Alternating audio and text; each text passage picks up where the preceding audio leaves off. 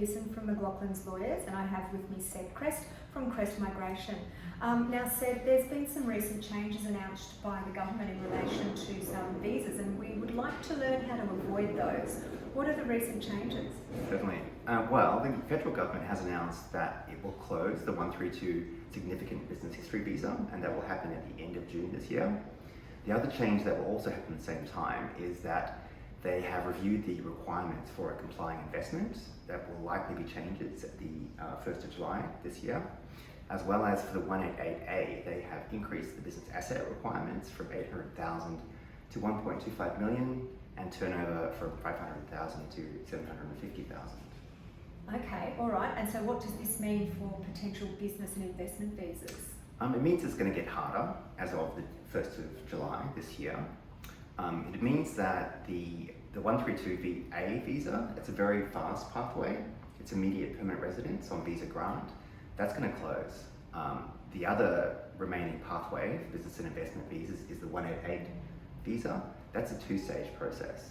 And the first stage takes at least 2 years. And so potentially a very fast pathway using the 132 will close. And so what are the general requirements for a 132A visa? General requirements are investment of 1.5 million in a complying investment, a complying business. You need to be under 55, or you need to make an investment of 3 million, and you need to be operating a business with turnover of more than 3 million. Okay. And so the simplest business and investment visa would be? Once the 132 goes, the simplest in terms of the least requirements would be the 188C, Significant Business History. That visa requires an investment of $5 million over a period of 4 years in a complying investment.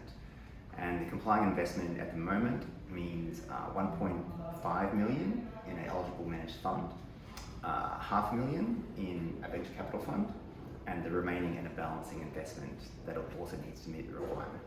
Okay, and so are there timeframes around these? There are. So for the 188C, you can start that process now.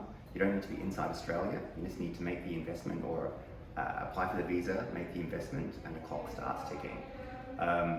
It's unlikely that people are going to be able to enter Australia without an exemption, but once you've got the 188C visa, you can enter Australia despite the border restrictions.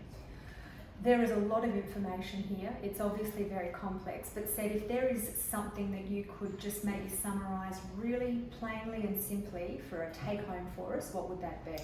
If you're interested in moving your business or family to Australia and you've got significant assets, the time to start is now because the processing time is at least 2 years. So the sooner you start the clock, the sooner you can enter Australia. And once the 30th of June hits, that's it? Well, the 188C will continue, yep, but the 132 will close. So if you fall into that category, start now. Yeah. Okay. Well, thanks, Sed. I hope this has been of benefit for those looking to move to Australia and invest in business. And we'll see you next time when we've got another important update. Thanks, Sed. Thanks, Sophie.